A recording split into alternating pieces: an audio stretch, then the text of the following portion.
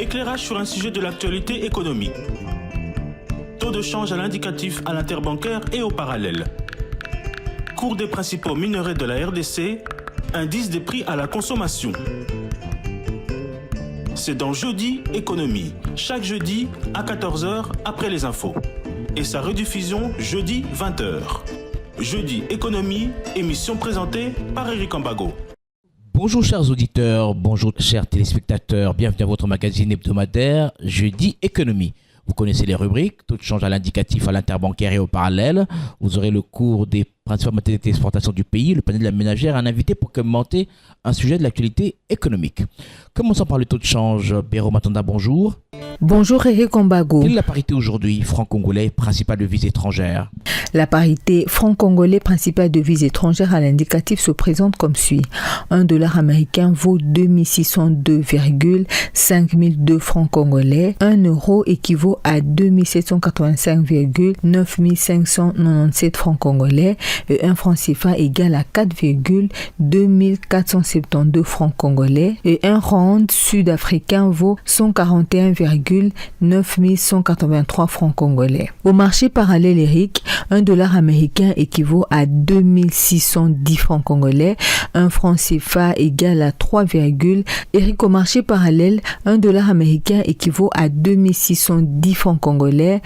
1 euro équivaut à 2617 francs congolais et un franc CFA vaut 3,4 francs congolais. Et quel est le cours des principales matières d'exportation du pays? Voici le cours des matières premières.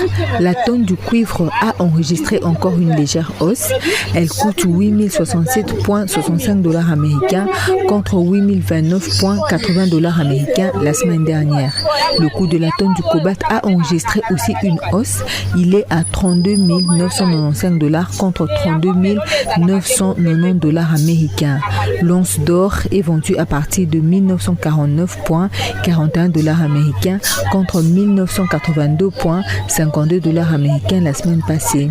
Le baril du pétrole revient à 75,288 dollars américains contre 81,31 dollars américains il y a une semaine. Une tonne de cacao est vendue à partir de 3883 dollars américains contre 3817 dollars américains la semaine dernière. Merci Béro Matanda, on vous retrouve avant la fin de l'émission pour le panier de la ménagère. C'est un des grands espaces de la RDC qui regroupe 4 provinces dotées de potentiels remarquables, minières, agricoles, mais ces infrastructures rappellent encore l'époque coloniale. Comment expliquer cette réalité? On en parle avec un notable de la région.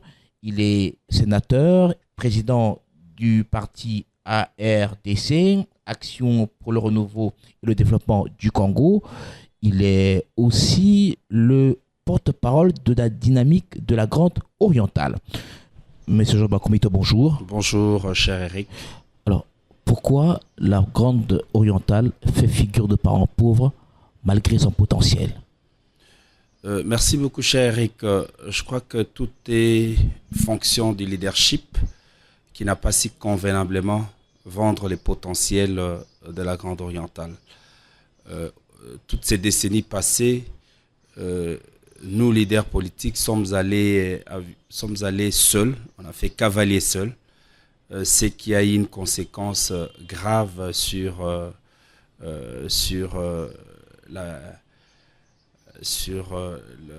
ce que les autres ont pensé de la Grande Orientale. Nous avions, au sein de cet espace, nous sommes restés un espace qui est sollicité pour des besoins électoralistes. Chaque fois qu'il y a élection, les leaders politiques ont tourné les yeux vers la Grande Orientale. Mais nous n'avions pas su vendre correctement l'image, les potentiels de la Grande Orientale. C'est ainsi que depuis quelque temps, nous sommes en train de faire des efforts pour aller vers un leadership collectif qui essaie d'unir fils et filles de la Grande Orientale afin de réfléchir sur la manière dont nous devons désormais présenter la Grande Orientale, la manière dont nous devons nous battre pour être présents dans les cercles de décision, la manière dont nous devons, n'est-ce pas, valoriser notre potentiel, que ce soit humain, soit miniers, que ce soit dans tous les domaines énergétiques, les forêts. En fait, nous sommes bien entendu dans la diversité, mais une unité des fils et filles de la Grande Orientale autour de ce qu'on peut qualifier dans un leadership collectif afin de mieux vendre l'image de la Grande Orientale, afin de participer, de faire en sorte que les fils et filles de la Grande Orientale participent dans les cercles de décision et aient également une parole à donner quand il s'agit de discuter des grandes questions du pays. Il y a très peu d'investissements aussi dans la Grande Orientale. Il y a de l'espace, il y a des minerais, il y a le secteur agricole et très peu d'investissements. Comment vous l'expliquez? C'est vrai qu'il y a peu d'investissements et ça s'explique du fait que toutes ces années, il n'y a pas eu d'investissement dans les domaines énergétiques, dans les domaines des infrastructures. La Grande Orientale a pratiquement été oubliée toutes ces décennies. Et bien entendu, aujourd'hui, dans le Haut-Touélé, par exemple, il y a Kibali Gold Mine qui, en elle seule, contribue autour de 6,2 à 8% dans le budget général, dans la contribution que les secteurs miniers, les entreprises du secteur minier apportent au budget de l'État. C'est pas moindre. Kibali, qui est pratiquement le géant minier, un des géants miniers de l'Afrique et même sur le plan mondial, apporte beaucoup. Mais au-delà de Kibali, la Grande Orientale a un potentiel minier important. Vous avez, il y a par exemple la mine des Anikodo en Ituri, il y a Ashanti Gold qui devait commencer à Mongwalu, qui avait même déjà à l'époque commencé l'exploration et tout ça. Il y a Girofol, le projet Girofol dans le Haut-Touélé. En fait, quand vous regardez la Grande Orientale, il n'y a que des mines qui sont parsemées partout, surtout les mines d'or, et avec des gisements tout au moins tout ça. Mais il se pose un problème énergie. Un problème d'énergie. Mais il y a le barrage de la Chopo, c'est pas suffisant. Le barrage de la Chopo n'est pas suffisant pour alimenter toute la Grande Orientale. Vous savez que c'est quatre grandes provinces qui constituent la Grande Orientale, qui forment pratiquement des provinces qui sont des pays à part entière. Il y a des pays qui ne vaut même pas dans les superficies ne vaut même pas celle de certaines provinces de la Grande Orientale. Mais il faut dire que, par exemple, dans le Haut-Touélé, Kibali a déjà monté deux grands barrages qui lui permettent, n'est-ce pas, de faire fonctionner la mine.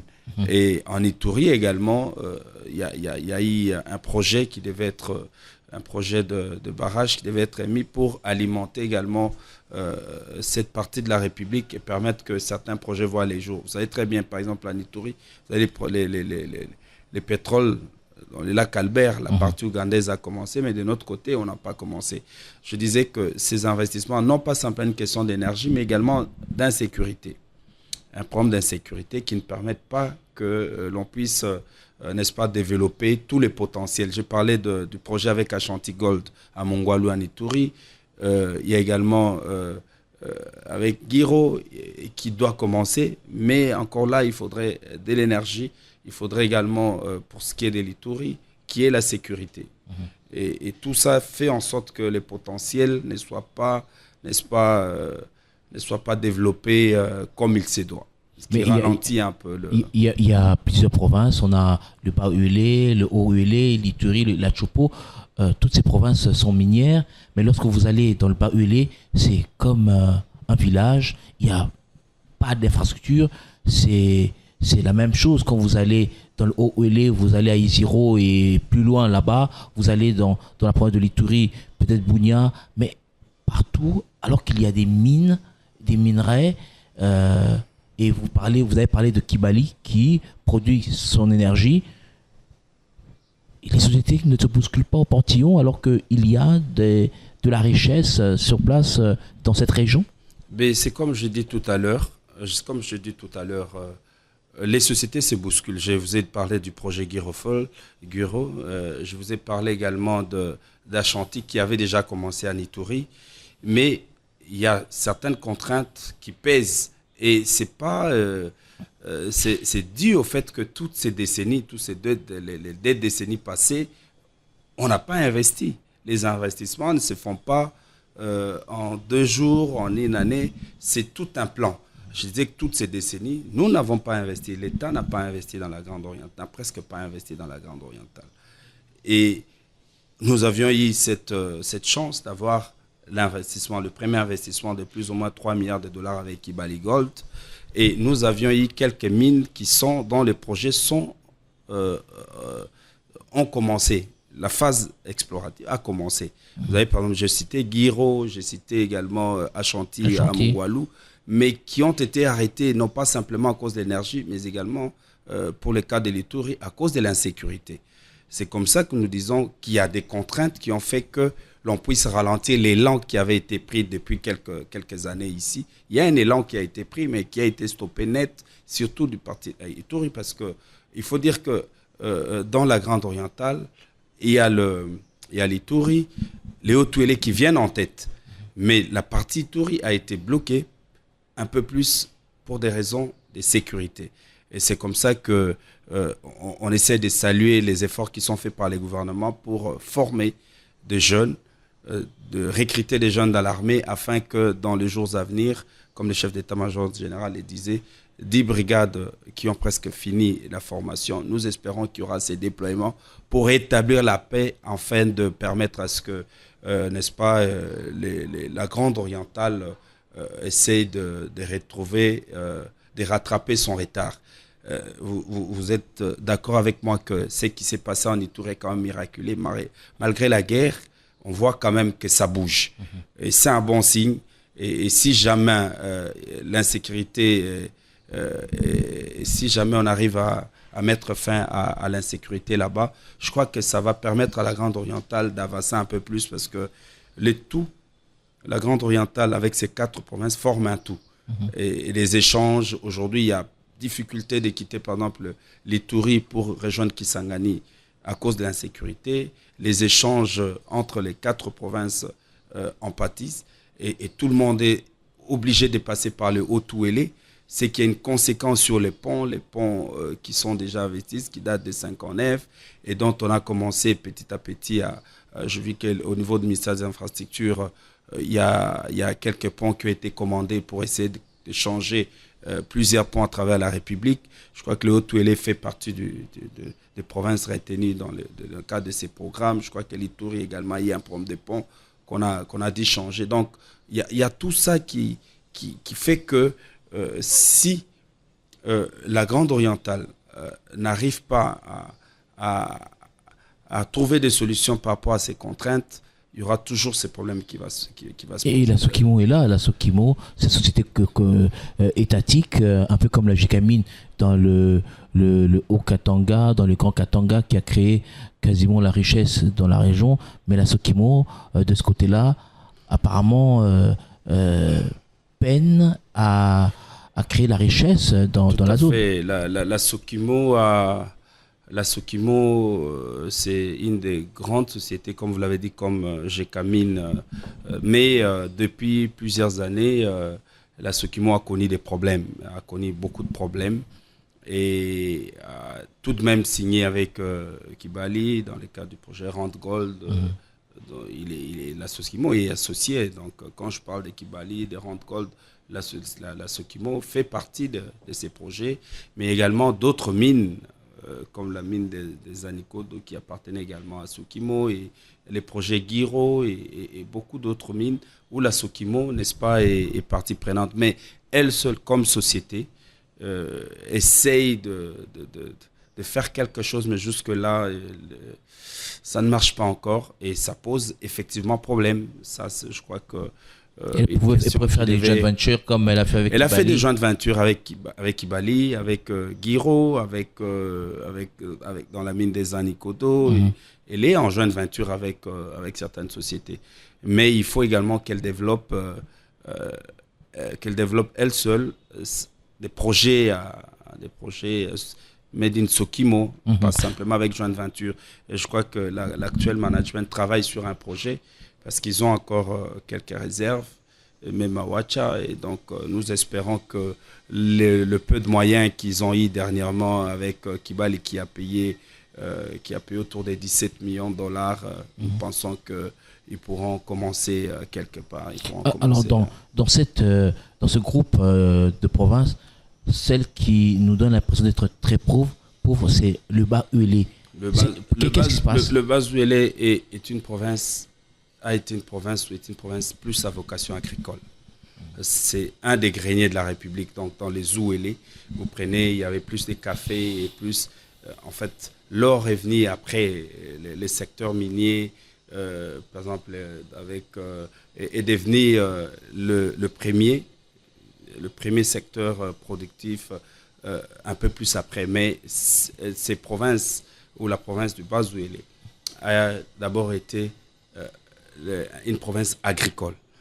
Mais depuis, comme je le disais, depuis plusieurs années, tout le monde s'est tourné vers l'or. Les gens ont abandonné, avec la guerre, les différentes guerres, les gens ont abandonné l'agriculture. Il faut encore réarmer les gens moralement. Il faut réarmer les gens, il faut soutenir l'agriculture.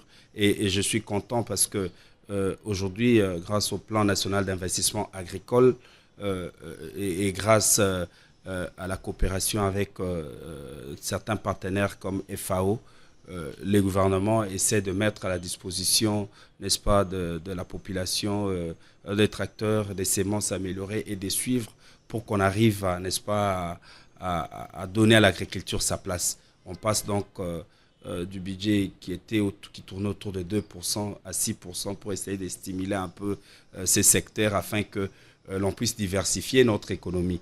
Vous savez, on ne peut pas compter que sur nos mines, on ne peut pas compter que sur l'or. L'or, il y en a partout dans la Grande Orientale. Bien sûr, les Touris, le Haut-Ouélé, dans la Chopo, à Bafouassende, dans les Bas-Ouélé. Mais quand vous regardez très bien, il faut aussi penser, et très rapidement, au secteur agricole. Il faut absolument que les gens rentrent au champ. Il n'est pas simplement question de moyens, mais également, il faut réarmer les gens parce que, vous savez, avec toutes les difficultés que ces pays ont connues, manque d'infrastructures, les gens sont rentrés dans ce qu'on appelle dans les cultures vivrières. Donc, on va au champ, c'est pour manger, c'est pour subvenir aux petits besoins de la famille. Et on ne va plus produire un peu plus parce qu'on ne sait même pas les évacuer. Donc, les efforts qui sont faits pour... n'est-ce pas, même dans les cas des 145 territoires, je vis qu'il y a des routes de desserte agricole qui ont été retenues. Et ça permettra de réarmer les morales des agriculteurs parce que, oui, aller au champ, planter, faire des champs, comment les évacuer. Donc, tout ça, c'est une vision qui est en train de se mettre en place. Et je crois que le projet des 145 territoires répond très bien à toutes ces questions parce que quand il y a les routes des dessertes agricoles, quand il y a des infrastructures, ça permet, n'est-ce pas, de rassurer les agriculteurs du milieu qu'ils pourront évacuer les produits après récolte. Et pourtant, cette région était célèbre pour ses pommes de terre, ses légumes, café, son élevage, l'huile de palme. Voilà. Alors, tout ça... ça a disparu. Tout a été détruit, surtout avec les dégâts qu'on a eus et puis avec cet oubli de la Grande Orientale. Je l'ai dit, la Grande Orientale a été oubliée toutes ces décennies. Certes, on a eu quelques postes de responsabilité, mais on n'a pas été vraiment dans les cercles de décision. Nous avons été plus consultés lors des élections qu'après les élections. Donc, c'est comme ça que nous nous sommes réveillés, les fils et filles de la Grande Orientale, j'insiste sur ces faits, se sont réveillés pour qu'ensemble, dans un leadership collectif, qu'on essaye, n'est-ce pas, d'ouvrir les yeux et de veiller à ce que la Grande Orientale retrouve sa place parmi les autres espaces de la République. Et est-ce que des actions de développement sont initiées en synergie dans cet espace ? Oui, parce qu'aujourd'hui, par exemple, vous prenez la province de la Chopo qui était dans le noir pendant plus de 2 ans. Il a fallu que les fils et filles de la Grande Orientale se retrouvent à Kisangani et plus tard à Kinshasa. pour essayer de plaider ensemble pour la réhabilitation de ces barrages. Aujourd'hui, c'est fait. Il y a la question de camp de Gombari, où nous avons également plaidé ensemble, et nous avons mis une équipe de l'état-major général à aller visiter pour voir la faisabilité, comment réparer. Il y a bien des questions qui sont plaidées maintenant ensemble, de manière concertée, pour permettre d'avoir des solutions, tout ça. Il y a la question de l'Ituri qui nous préoccupe, la question de l'insécurité et tout ça. Et la Grande Orientale a donné une seule voix. Donc, il y a cette volonté des fils et filles de la Grande Orientale de pouvoir ensemble plaider la cause de cet espace. Vous êtes un peu comme des orphelins. Aujourd'hui, si on doit vous poser la question, vous dites que tout va mal dans la région. Alors, qu'est-ce que le nouveau régime, avec Félix Tshisekedi, a apporté à cette province? Quelles sont, on va dire clairement, quelles sont les réalisations depuis l'avènement du président Tshisekedi? Il faut d'abord dire que le président Félix a pris les pouvoirs dans un contexte politique, économique difficile, complexe, si je dois dire, avec ce qu'on a connu comme coalition FCC Cash, où 2 années se sont passées comme ça dans des discussions, dans des querelles, dans des guerres de positionnement qui n'ont rien apporté au pays. Ça, c'est notre point de vue.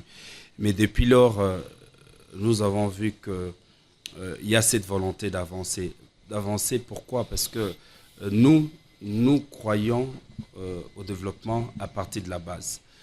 Toutes ces années, le pouvoir central a essayé excusez-moi les termes, de tout centraliser au niveau de Kinshasa. Au niveau de la base, il était difficile de voir, ne fût-ce que l'État construire une seule hutte. On n'a pas vu ça depuis beaucoup d'années. Mais aujourd'hui, vous êtes à Baoumé, vous êtes à Dungu, un peu plus loin, vous êtes à Niangara, vous voyez quand même des écoles construites. Vous voyez quand même des hôpitaux qui sont construits au niveau des territoires, au fin fond. Ça nous rassure. Et tenez, en matière de gratuité de l'enseignement, par exemple, parce que je dis, qu'est-ce que le président Félix a fait pour nous? Nous parlons de la gratuité, mais nous ne parlons pas de l'impact qu'aura cette mesure de gratuité dans la Grande Orientale. Aujourd'hui, plus de 5700 écoles dans la Grande Orientale bénéficient de la gratuité de l'enseignement. 5700. Et vous avez le taux de couverture aujourd'hui autour de 79%. Autour de 79%, dont 24% de filles qui participent à ces systèmes au système scolaire. Cela aura un impact très significatif dans les jours à venir, parce que vous savez que l'éducation est un meilleur moyen de réduire la pauvreté, mais également sur le plan économique. Il va stimuler à long terme la croissance économique dans la Grande Orientale. Et avec l'éducation, je crois qu'il y aura des innovations, parce qu'on est en train de former, des gens. Et même, je vous ai dit que la Grande Orientale n'est pas seulement une province à vocation minière, mais également il y a l'agriculture, il y a les forêts. Il nous faut avoir des experts, il nous faut avoir des gens formés, des fils et filles de la Grande Orientale qui sont formés, qui pourront demain participer dans les grandes négociations, qui pourront participer dans la modernisation de l'agriculture, qui pourront, n'est-ce pas, participer dans la découverte des nouvelles mines et dans l'exploitation de ces mines-là, parce qu'il y a des mines presque partout dans la Grande Orientale, à Bondo, à Bafouassende, à Mambati, en fait, à Mongwalu, mais il faut également la main-d'œuvre. Vous savez, avec le projet Kibali,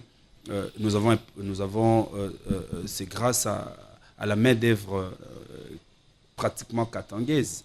On a pu faire venir beaucoup de nos frères du Katanga pour nous aider, les anciens de la GECAMINE et d'autres qui sont venus s'associer à ces deux documents pour essayer de soutenir ou de travailler dans les projets. Mais il faut qu'on arrive à former, et ça passe par l'enseignement. Donc, si je dois dire clairement, d'abord, il y a cette histoire de la gratuité dont on ne parle pas trop de l'impact.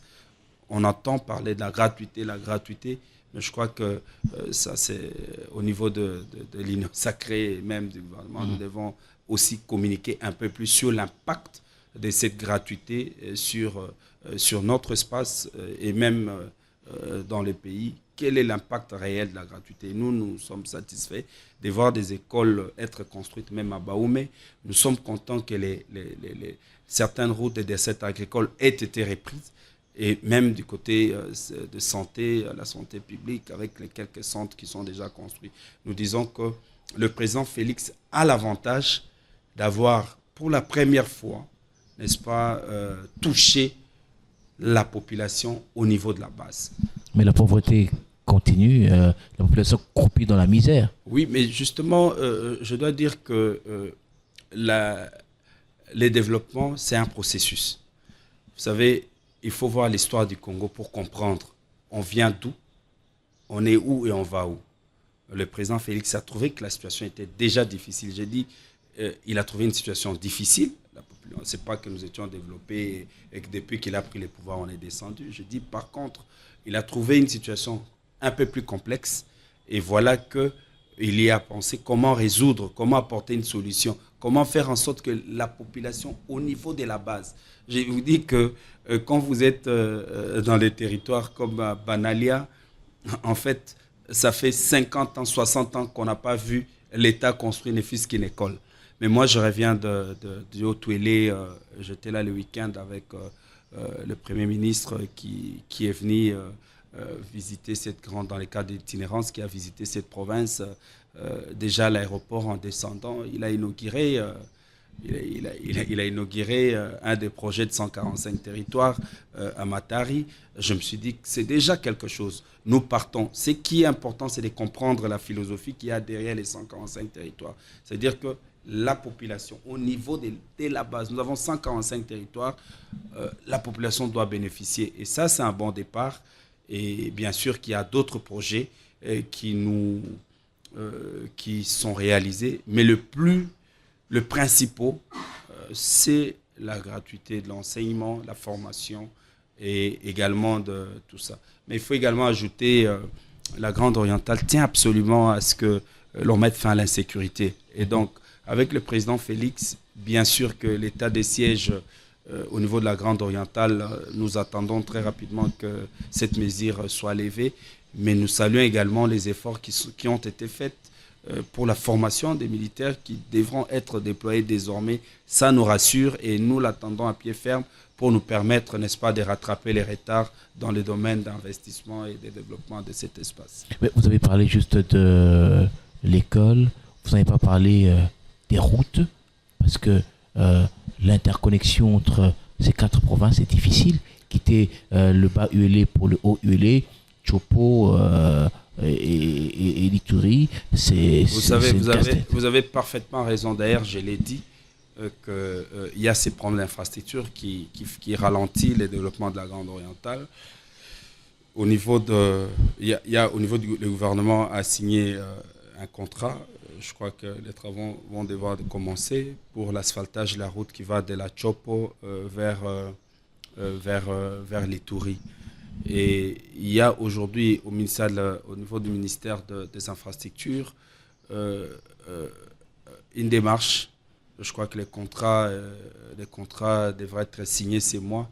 Le ministère va devoir acquérir 4500 engins qui vont être, n'est-ce pas, distribués à l'Office des routes et à l'OVD. Ça permettra, n'est-ce pas, de résoudre ces questions de routes parce que ce sont des routes interbattues depuis l'indépendance. Et chaque fois qu'on arrange, il suffit de quelques mois, les pluies, ça se dégrade. Et donc, le gouvernement a bien réfléchi.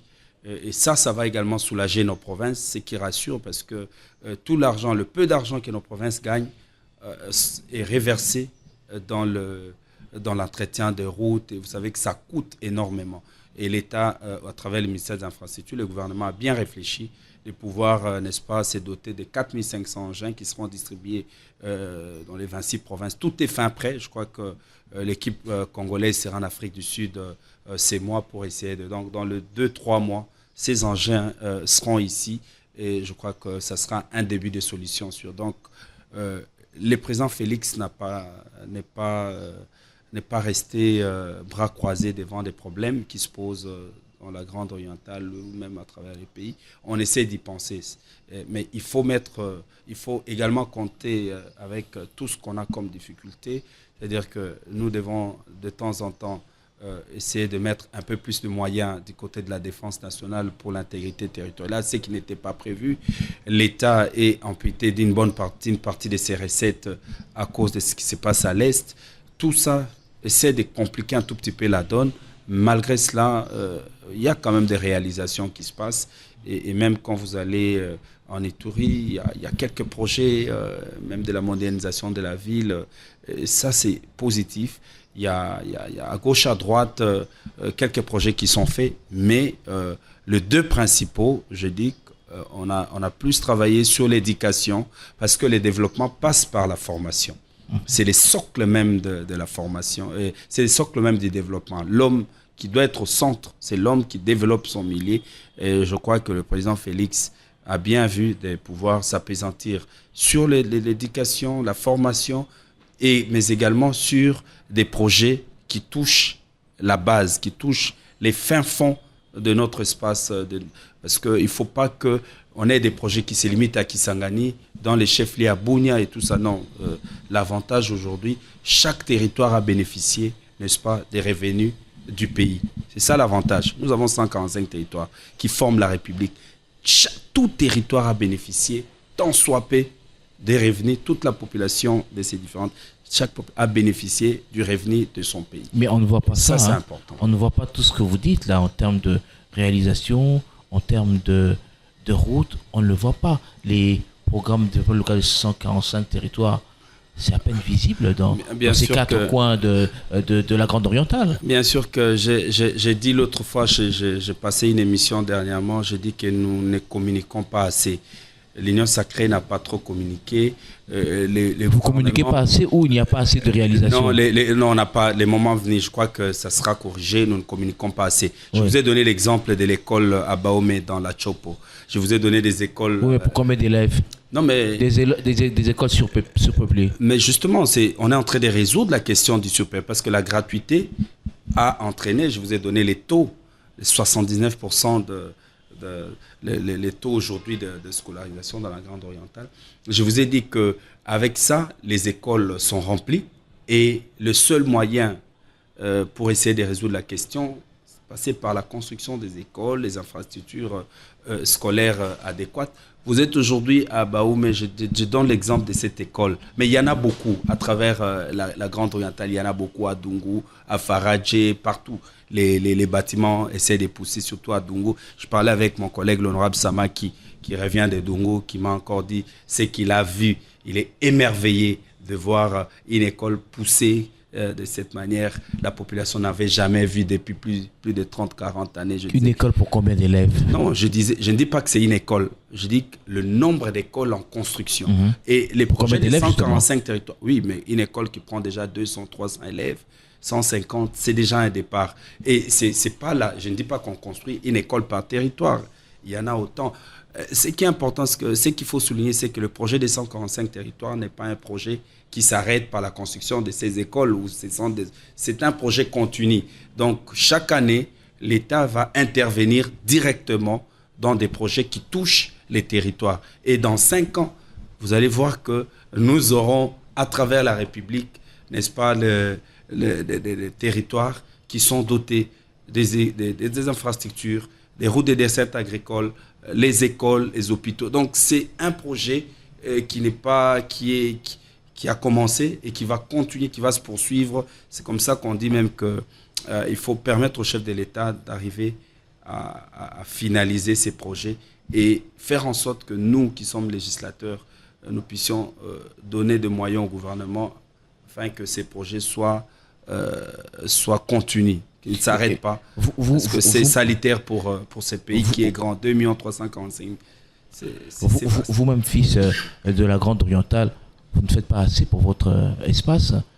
On voit très peu d'investissement des fils de la région, très peu. vous allez investir ailleurs, à l'extérieur du pays, dans d'autres provinces, mais très peu d'investissements remarquables chez vous.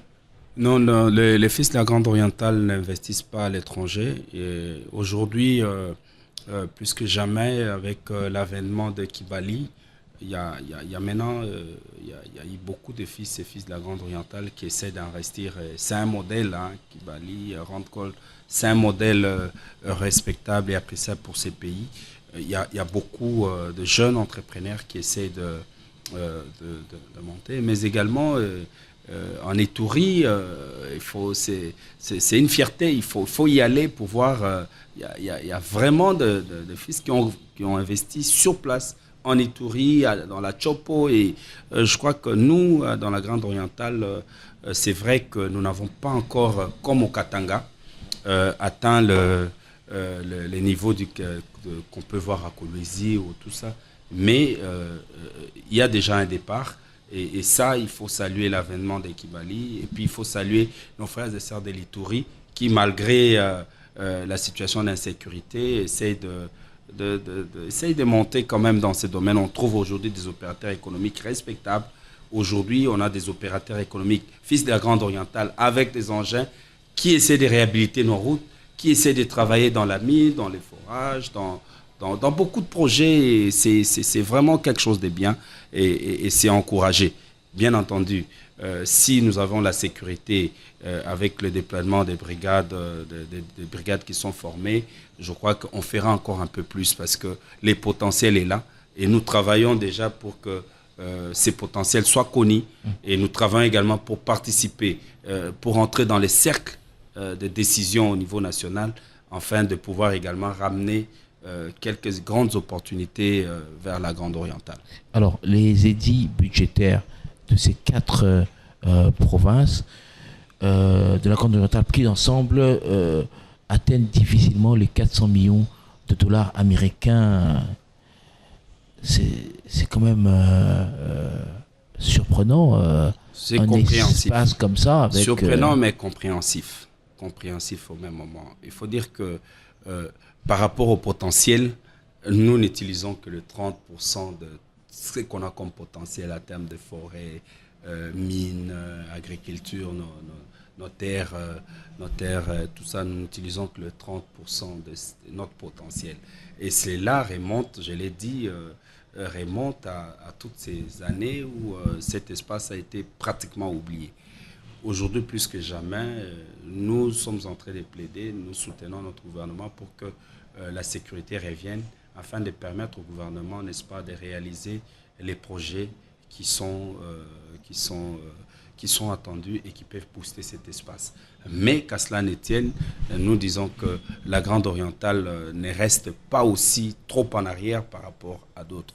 Je parlais des Kibali tout à l'heure, je disais c'est 6,2%, 6,2 à 8% du budget de la contribution qu'apportent les secteurs miniers, les entreprises du secteur minier au budget de l'État. Donc nous contribuons efficacement au budget de l'État. Nos édits budgétaires, c'est vrai, il faut aller de l'avant. C'est vrai que tous ces espaces ont pris du retard. Aujourd'hui, s'il faut parler, peut-être vous parlerez de l'espace Katanga, mais hormis l'espace Katanga et peut-être les Kivu, nos espaces, que ce soit l'Équateur, et autres, sont restés un peu en retard. Et je l'ai dit, c'est en fonction des leaderships. Avant, nous faisions cavalier seul.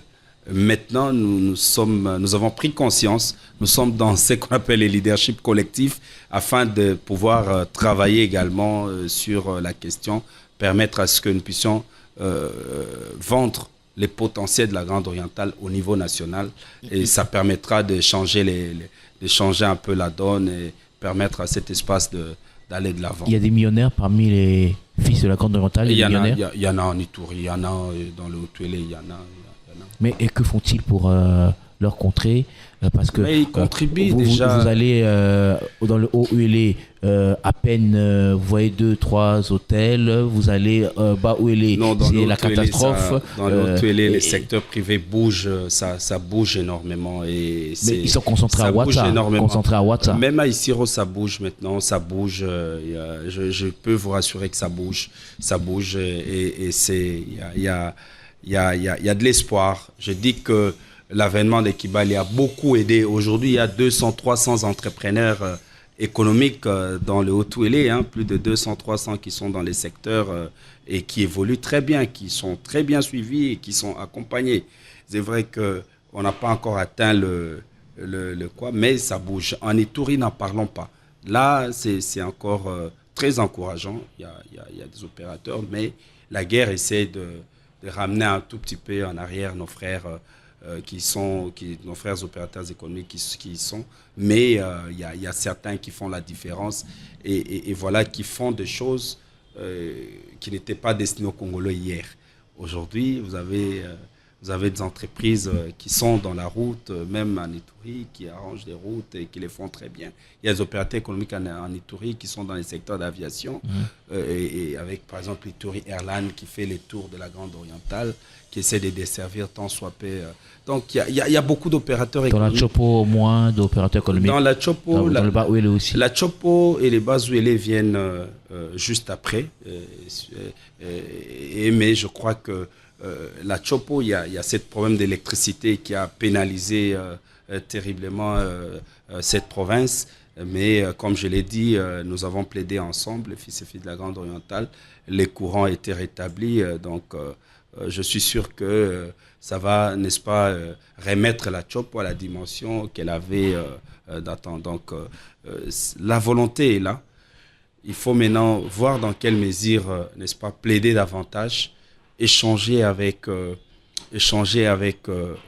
les autres leaders au niveau de Kinshasa pour que la Grande Orientale, n'est-ce pas, ne soit pas dans les oublis, qu'on ne soit pas consulté seulement pour des besoins électoralistes, mais que l'on participe également dans les institutions, au niveau élevé des institutions. Ça nous permettra, n'est-ce pas, de pouvoir à tout moment plaider la cause de ces grands espaces. Alors, est-ce que la Grande Orientale pourrait, dans un futur proche, participer efficacement au budget de l'État? Mais bien sûr, parce qu'on participe déjà par rapport aux autres espaces. Nous ne sommes pas aussi en arrière. Nous sommes, je crois, parmi les 10 premiers. On peut être compté parmi les 10 premiers. Je dis qu'il y a les Touris qui contribuent énormément. Il y a le Haut-Uélé avec Kibali Goldman qui contribue vraiment efficacement dans les budgets de l'État. Mais également les autres provinces qui viennent juste après, les deux autres provinces qui viennent juste après. Mais tout dépend également de la manière dont on va résoudre les contraintes qui sont d'abord d'ordre sécuritaire et puis également les questions des infrastructures. Je dis par exemple la route qui devait quitter Bunia pour Kisangani. Avec l'insécurité, je crois que les travaux ne commencent pas alors que le financement est déjà... il y a déjà des financements, il faut asphalter cette route. Mais comment commencer? C'est comme ça que je dis, ça sera résolu par cette volonté de mettre fin à l'insécurité. Et nous attendons les déploiements des hommes qui va bientôt commencer, de nos militaires qui viennent d'être formés pour que la paix revienne dans la région et permettre à ce que ces projets commencent, que ce soit du côté du bloc pétrolier, que ce soit du côté de nos mines. Et nous sommes fiers de participer dans la lutte pour sur les questions climatiques. Nous avons d'ailleurs le ministre de l'Environnement qui est de la Chopo, une fille de la Grande Orientale qui fait la fierté de la Grande Orientale en dirigeant ces ministères stratégiques. Donc nos forêts constituent également une richesse sur laquelle nous devons y travailler. Alors, honorable Ilia, vous avez parlé des millionnaires qui sont présents sur place, mais la question que l'on aimerait vous poser, c'est pas d'industrie dans le Haut-Uélé. Vous avez certes parlé de courant électrique, mais pas d'industrie à grande échelle, à part vous avez parlé Kibali, qui est une grande mine, etc. Mais pas de grande industrie, comme à l'époque, il y avait les Sotexki, c'était dans la Grande Orientale, Sotexki, on avait d'autres sociétés qui étaient importantes là-bas, mais toutes ces sociétés n'existent plus et personne pour reprendre là-bas.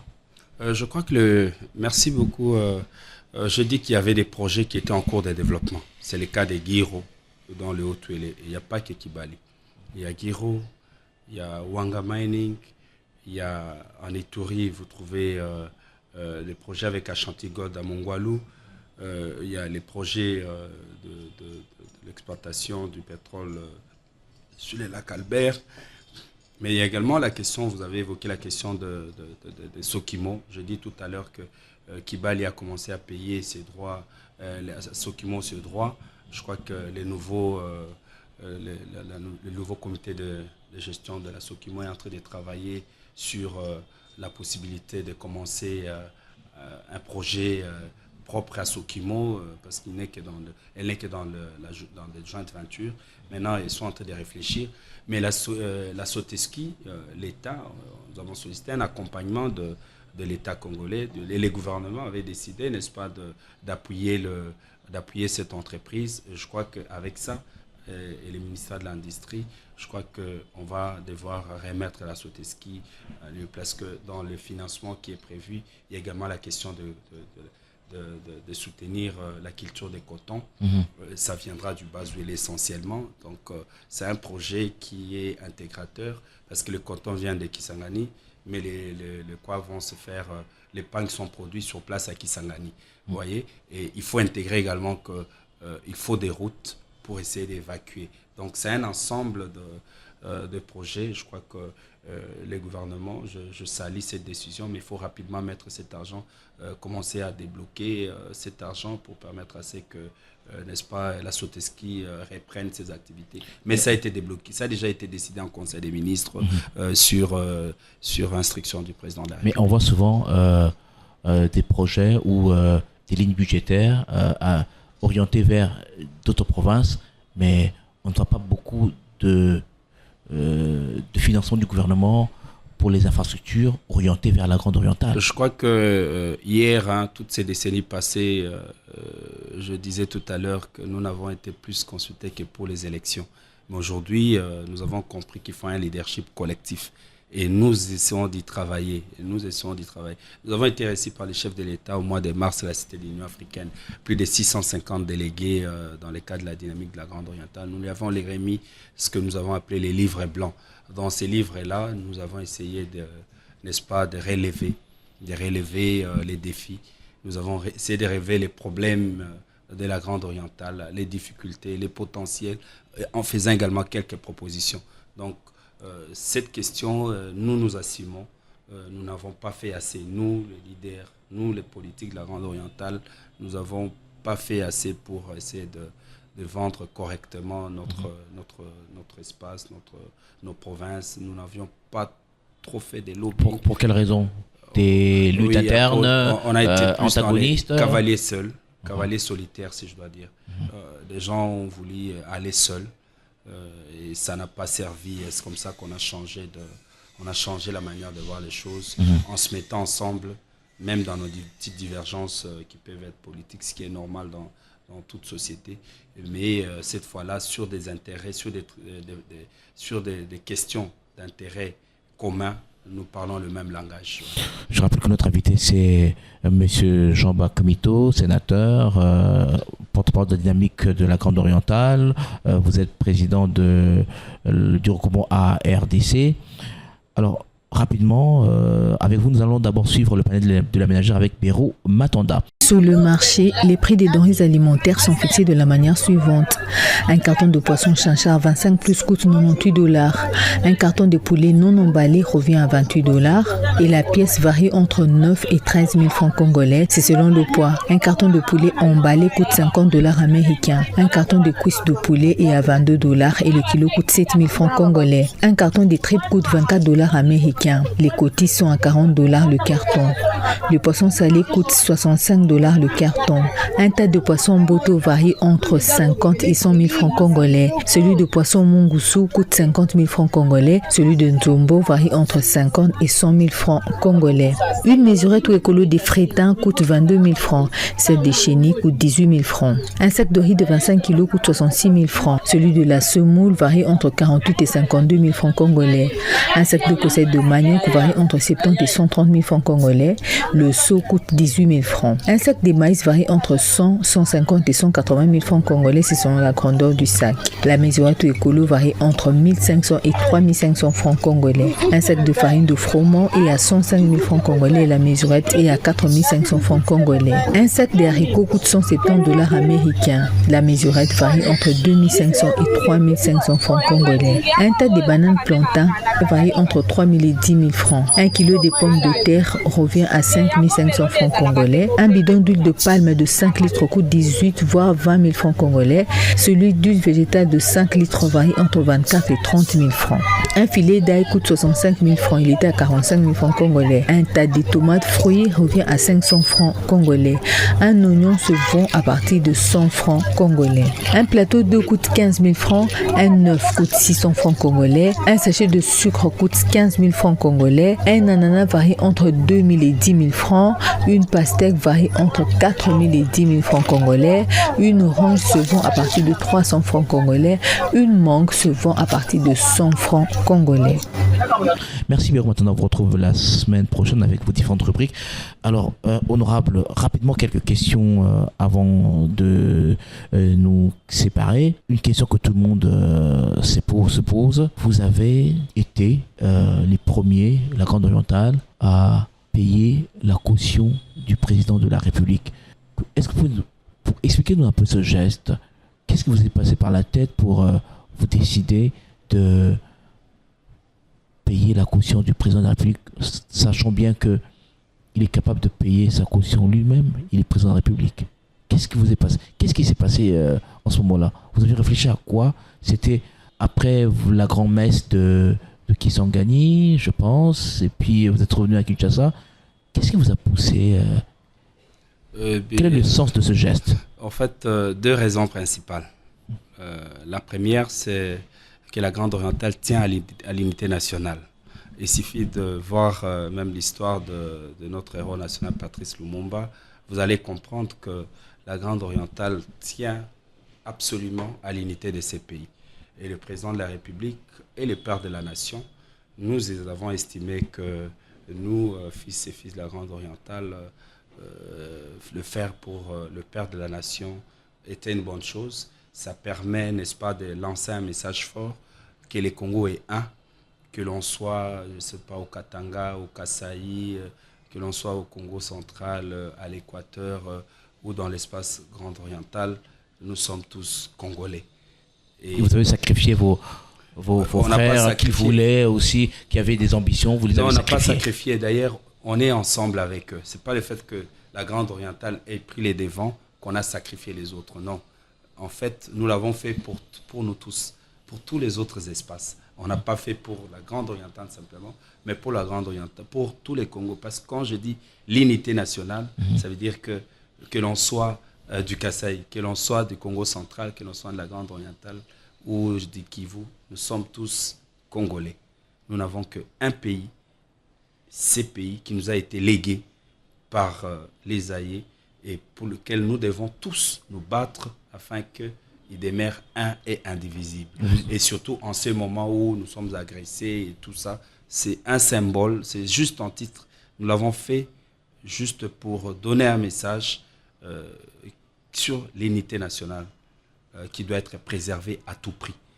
Et la deuxième, parce que nous faisons confiance à notre frère, Félix-Antoine Tshisekedi, qui, je l'ai dit, je vais éviter des redites, qui essaye vraiment d'orienter, n'est-ce pas, sa politique vers le développement à la base et qui a compris que l'éducation était un moyen, n'est-ce pas, de réduire, n'est-ce pas, ou de stimuler la croissance économique à long terme, un moyen de réduire la pauvreté, qui est un moyen, n'est-ce pas, de promouvoir l'égalité de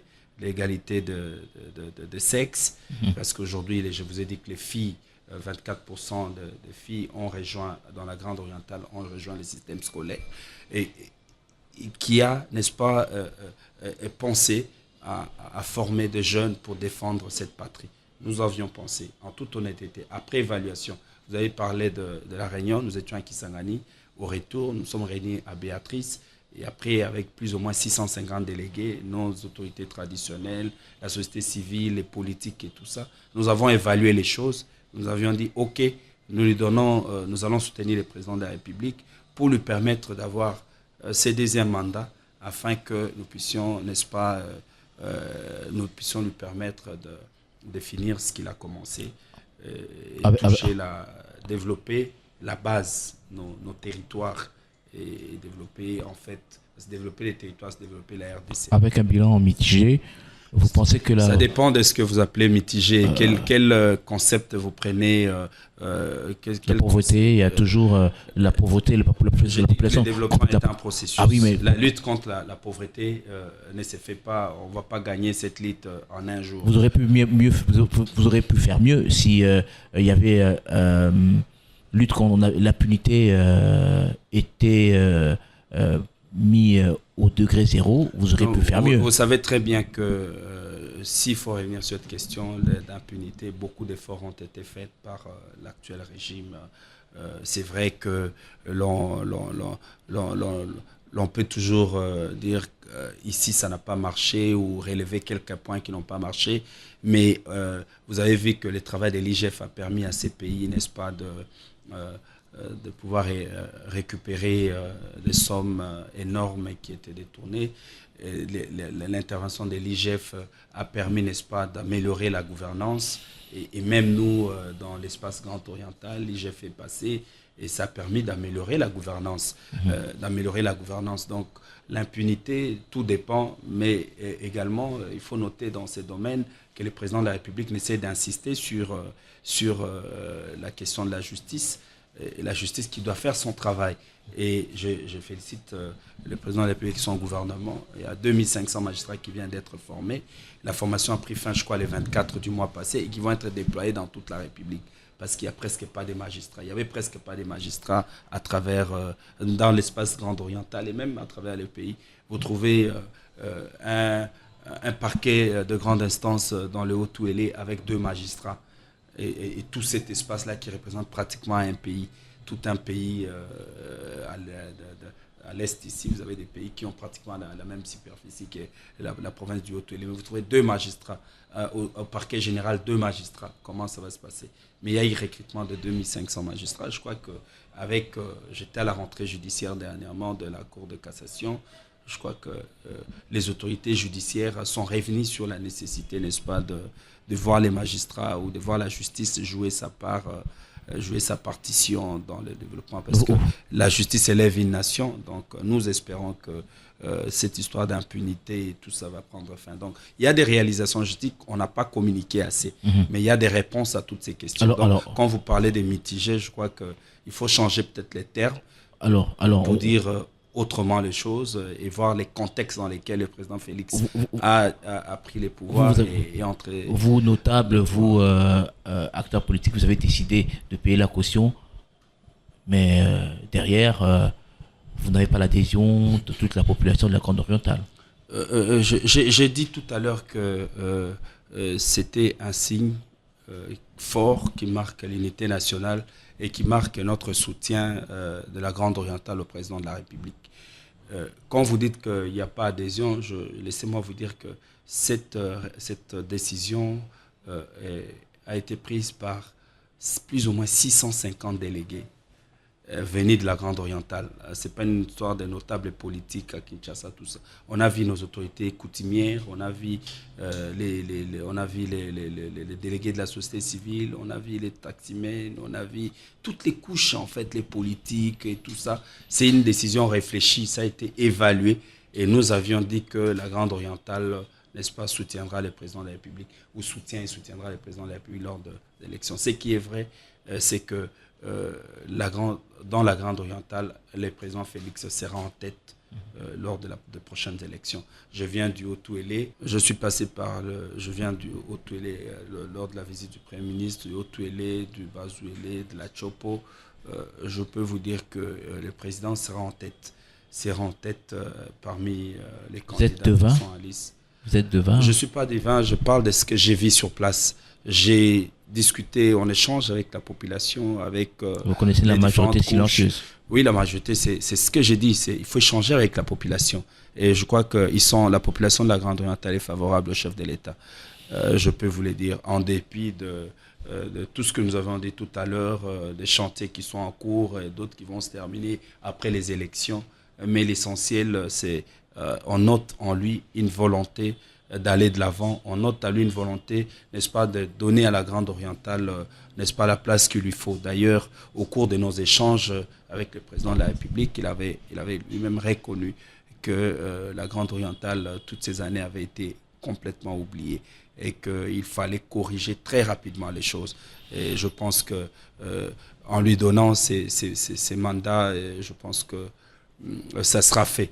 Encore que, il faut noter que cette fois-ci, contrairement en 2018, nos frères, nous fils et filles de la Grande Orientale, avions, n'est-ce pas, décidé de faire route ensemble. Contrairement en 2018, il faut le dire, il faut être sincère. Cette fois-ci, nous décidons de faire route ensemble avec lui. Et donc, nous avons une alliance, que nous avons faite avec lui-même, le président de la République, afin de l'accompagner et attendre également de lui d'avoir ses regards vis-à-vis de la Grande Orientale. Et c'est une bonne chose. Et je salue, je les remercie d'ailleurs, je remercie le chef de l'État qui a dépêché le Premier ministre dans la région. Ça montre déjà qu'une partie de problèmes posés commence à trouver solution. Certes, la solution n'est pas directe, mais déjà, petit à petit, nous voyons qu'il y a cette volonté de pouvoir répondre positivement à nos attentes. Vous êtes candidat député? Oui, je suis candidat député national et provincial dans la ville d'Issiro, dans l'inscription de la ville d'Issiro dans le Haut-Touélé. Je vais solliciter donc au peuple de pouvoir m'envoyer à l'Assemblée nationale afin de défendre encore un peu plus ses intérêts. Vous quitterez le Sénat ou vous êtes fatigué? Je ne suis pas fatigué, mais la population, ma base estime que je pourrais servir cette fois-ci au cours de cette législature. Je pourrais mieux servir, je pourrais mieux la servir en étant à l'Assemblée nationale et voir un peu les enjeux, d'autres enjeux. Je fais cette législature, j'essaie de donner le meilleur de moi-même. Grâce bien sûr aux prières et au soutien de ma base, j'essaie de donner le meilleur à travers la commission PAJ que je préside au Sénat, et cette fois-là, je vais essayer de... Mais ce qui est essentiel, c'est solliciter, avoir ces mandats du peuple pour essayer, n'est-ce pas, au sein du Parlement, de pouvoir, n'est-ce pas, représenter ce peuple correctement et comme il se doit. Vous êtes sénateur, est-ce qu'il faut on devra supprimer le Sénat comme le souhaitent notamment certaines ONG en charge qui parlent économie, certains députés, même des membres de votre famille politique? Est-ce qu'il faudra supprimer le Sénat? Moi, je dirais par contre non. Le Sénat a son importance et le Sénat a toujours joué un rôle important. C'est la chambre des sages. Vous avez vu vous-même à l'époque... la législature passée, lorsque le pays a failli brûler, lorsque l'on a dit qu'il fallait conditionner la tenue des élections, par un recensement général, c'est le Sénat qui a sauvé la situation. Le pays était déjà pratiquement en feu. Et le Sénat a sauvé la situation, c'était sous Kengo bien sûr. Mais également aujourd'hui, s'il faut parler de notre législature, au cours de cette législature, nous avons fait des contrôles à travers tout le pays, ce qui a permis, n'est-ce pas, l'augmentation du budget de l'État, parce que nous avons décelé beaucoup de points où les recettes n'étaient pas prises en compte.